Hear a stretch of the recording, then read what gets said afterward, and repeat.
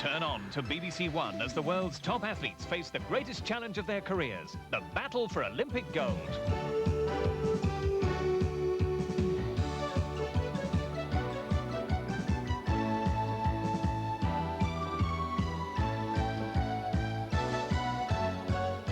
Uninterrupted coverage live from Seoul of the games of the 24th Olympiad. See it all on BBC One. The penultimate episode of Heimat is over on BBC Two in a couple of minutes. And here on One later this evening, our film is a political satire starring Sean Connery as a TV reporter who stumbles on a nuclear arms plot in The Man with the Deadly Lens, co-starring Catherine Ross and Hardy Kruger. That's at 11 o'clock. Before that, in 15 minutes, the last part of Call Me Mister, starring Steve Bisley. But now, with the time approaching 9:50, we join Moira Stewart and David Icke for the news and sport.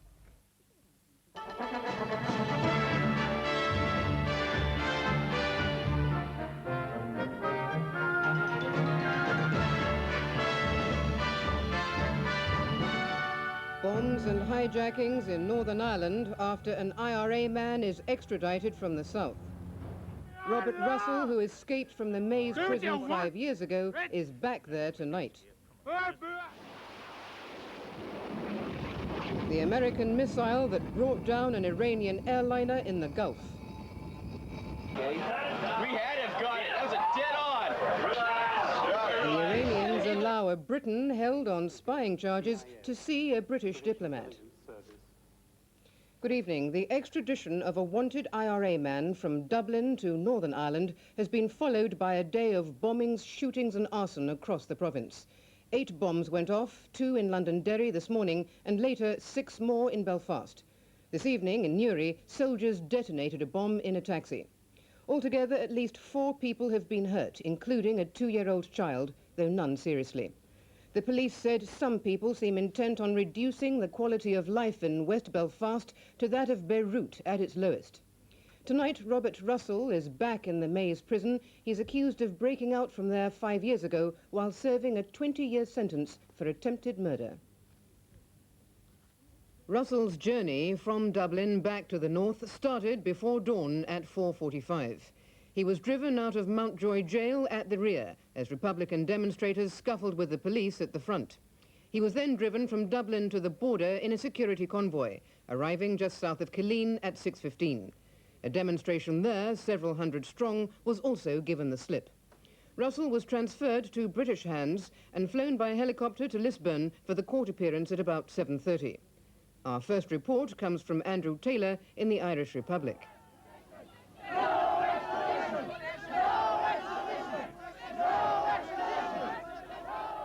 At Dublin's Mountjoy prison, it was a show not of strength but of frustration by Russell's supporters. Their 4-year battle against his extradition was over. But as they struggled and shouted at the front of the prison, the convoy had slipped quietly out of the back. There had been threats and rumours of roadblocks and ambushes on the 60-mile journey, but the convoy swept north without an interruption. At the border, it suddenly turned off the main road, and Robert Russell was bundled out into the lights.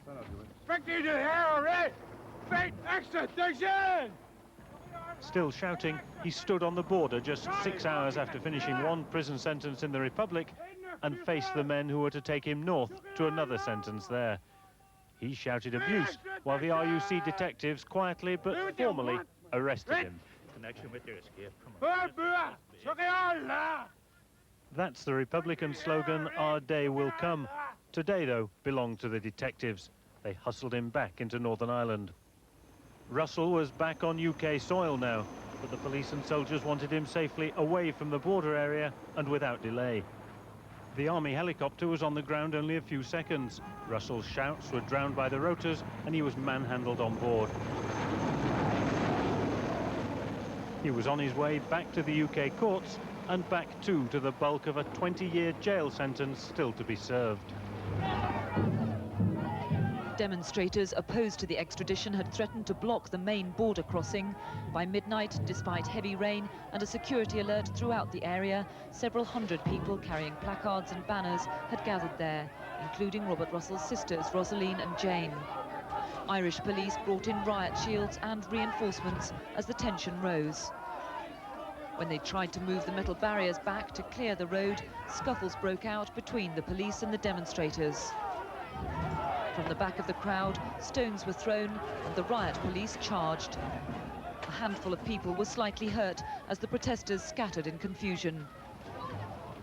When some form of order was restored, Gerry Adams, the leader of Sinn Féin, headed a sit-down protest in front of the police lines. He was joined by one of Russell's sisters.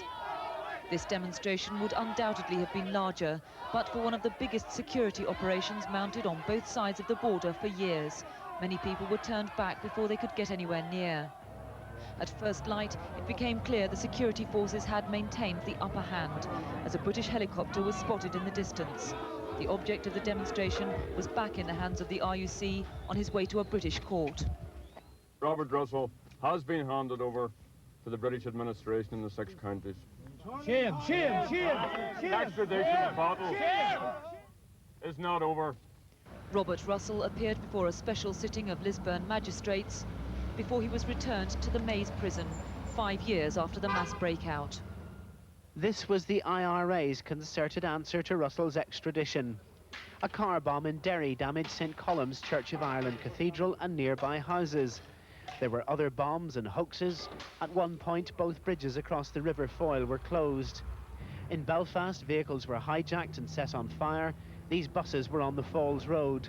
There were several gun and bomb attacks on security forces. In one incident, more than 20 shots were fired at them. They said they may have hit a gunman who was dragged away by accomplices. Belfast city centre was sealed off. There was a bomb outside the city hall, but nobody was injured. All of this IRA activity underlined that extradition is a small part of overall security strategy. Perhaps only 20 people presently wanted in Northern Ireland are in the Republic. The vast majority of terrorist incidents originate in Northern Ireland and are carried out by people who live there. The security forces still face the upsurge in IRA violence. The government's measures on that will involve changes in the law and centre on improving intelligence gathering. And because that involves informers, the details will never formally be made public. With this series of bombs and bomb hoaxes, the IRA is aiming specifically at British public opinion. Whatever measures the government may take, their answer is that their stepped-up campaign goes on. And while Robert Russell's extradition is a success for the two governments, both Dublin and London know that the IRA, with perhaps only 150 active members, is still capable of this kind of disruption and destruction. Poland's leader, General Jaruzelski, has said new methods are needed to deal with the country's problems. And he's told striking coal miners and steelmen that there must be a willingness to meet demands halfway. It was General Jaruzelski's first public reaction to the wave of industrial unrest. It was a solemn address by the Polish leader, clearly aware of the threat to his regime posed by the wave of unrest. General Jaruzelski said the situation was difficult, the effects of the strikes would be felt for years to come, and he spoke of the need for a brave turnaround in Communist Party policies, with the introduction of new methods to deal with the country's problems and a willingness to meet society's demands halfway. The tone of the General's speech was largely conciliatory, but he stressed that the leadership had not lost control of the situation. In Gdansk, Lech Wałęsa is considering a heavily qualified offer of direct talks from the government. There's no confirmation that such a meeting is planned, but if it did happen, it would represent an unprecedented recognition by the authorities of Solidarity's right to speak for Polish society. A British businessman held on spying charges in Iran has been allowed his first full-scale diplomatic visit since his detention 3 years ago. The envoy, David Reddaway, saw Mr. Roger Cooper this morning, and according to the Foreign Office, he found him physically fit and grateful for first-hand information about his family. Mr. Reddaway is due back in Britain tomorrow. Dramatic pictures taken on board the USS Vincennes as it shot down an Iranian Airbus over the Gulf last month were released today. The pictures, taken by a US Navy cameraman, were obtained under the American Freedom of Information Act. Tim Sebastian reports from Washington. It was July the 3rd and the cruiser Vincennes was on patrol in the northern Straits of Hormuz. The crew had no inkling whatever of the tragedy to come. At this point, there is no known threat. We appear to be in a reasonably safe condition at this time and standing down. By mid-morning, though, the picture had changed for the worse. A total of 13 Iranian gunboats were sighted in the area, and the Vincennes, now joining its sister warship Montgomery, sighted 2 of them closing fast. There was little doubt about their intentions. Coming inbound fast. The one at 350 is inbound. 350 relative? Relative. I don't know where it's hitting. It was midway through this engagement that the Iranian Airbus took off from Bandar Abbas bound for Dubai. In the fighting, it was wrongly identified, its course wrongly plotted, and it failed to answer warnings. At a range of 15 miles from the Vincennes, the order was given to shoot it down.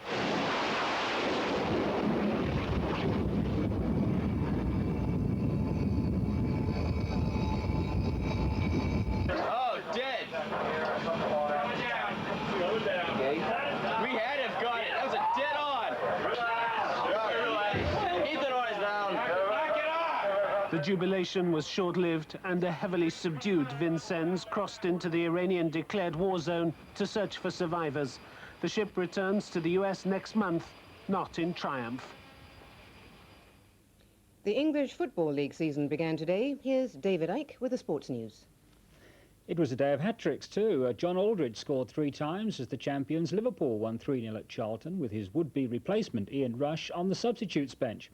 And Tony Cottee, Everton's £2 million summer signing, also scored 3 as they beat Newcastle 4-0, and his first goal came after just 34 seconds. Alan Smith scored the other hat-trick in the First Division as Arsenal won convincingly away at the cup holders Wimbledon. The cup came to Wimbledon 3 months ago, proof that the little club could succeed on a one-off basis. But as the new league season opens, it's the big clubs, Arsenal included, who are set to dominate once again, even if others may make the pace. Last season, Queen's Park Rangers got off to a flyer. I think the season before, Norwich did very well. Again, Notts Forest, Brian Clough got a tremendous track record with a young team again. Occasionally, the league always throws up one outsider, but invariably, the title always goes to one of the big boys. It was a view perfectly illustrated by the match itself. A whole season in 90 minutes as Fashanu gave Wimbledon a racing start. The defiant spirit of Wembley was still alive. But Marwood, one of Arsenal's new players, soon exposed Wimbledon's lack of experience. 20-year-old Simon Tracy, in his second appearance, took the blame. Arsenal simply took over. Always more inventive, they caught Wimbledon standing still for the second from Smith. And 3 minutes later, Merson laid on a goal of perfect simplicity, again for Smith. Rocastle was the source of many good moments. 13 minutes into the second half, he set up Smith's hat.